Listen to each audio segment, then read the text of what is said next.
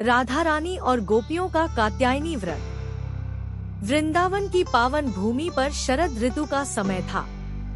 यमुना जी का जल स्वच्छ और शांत बह रहा था और संपूर्ण गोकुल एवं वृंदावन कृष्ण प्रेम में डूबा हुआ था।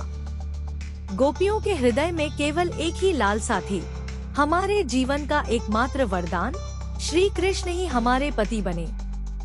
यह प्रेम साधारण नहीं था, यह आत्मा का परमात्मा से मिलने की तीव्र तड़प थी।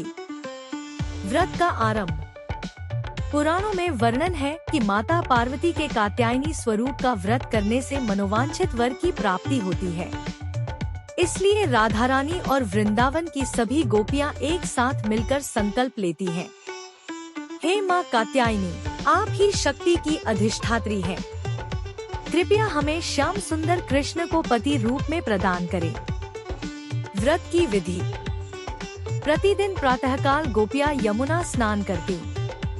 कच्चे मिट्टी के पात्र में गंगा यमुना की रेत से देवी कात्यायनी की मूर्ति बनाती। पुष्प, कुमकुम, चंदन और अक्षत से देवी का पूजन करती। वृंदावन के वनों से तोड़ी हुई तुलसी दल और फूल अर्पित करती। अंत में सामूहिक रूप से प्रार्थना करती।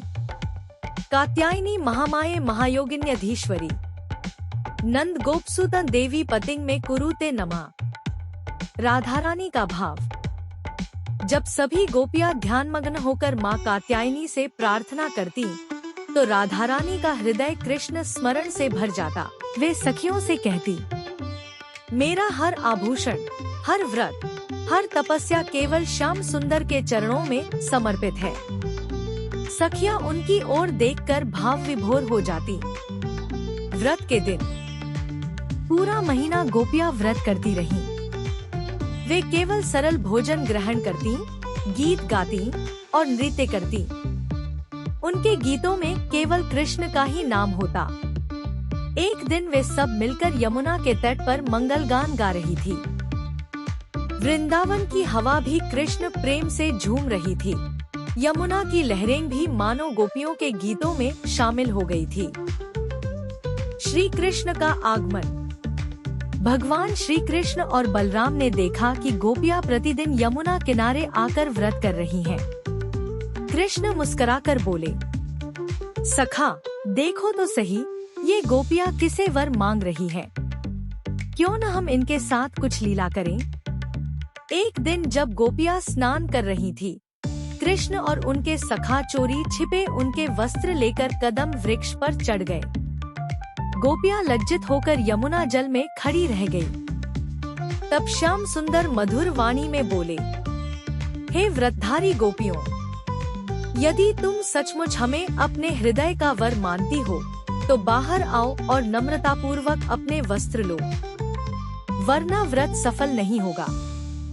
गोपियां समझ गई कि यह कोई साधारण लीला नहीं, बल्कि स्वयं भगवान की कृपा है। वे हाथ जोड़ करके विनती करने लगी। व्रत का फल। कृष्ण ने प्रसन्न होकर गोपियों के वस्त्र लौटाए और हृदय से वचन दिया, हे गोपियों, तुम्हारा यह कात्यायनी व्रत सफल हुआ। मैं अवश्य ही तुम्हारा पति रूप बनूंगा। युगों युगों तक मेरा और तुम्हारा यह दिव्य मिलन संसार के लिए भक्ति का आदर्श बनेगा। यह सुनकर राधा रानी और सभी गोपियां आनंदाश्रु बहाने लगी। उनका व्रत सफल हो गया। कथा का भावार्थ। यह कथा केवल विवाह की इच्छा की नहीं, बल्कि आत्मा की उस गहन तड़प की है जिसमें वह परमात्मा को पाने के लिए तप, व्रत और समर्पण करती है। माँ कात्यायनी यहाँ साधक की शक्ति और भक्ति की अधिष्ठात्री है और श्री कृष्ण परम पुरुषोत्तम जो सच्ची भक्ति से ही प्राप्त होते हैं।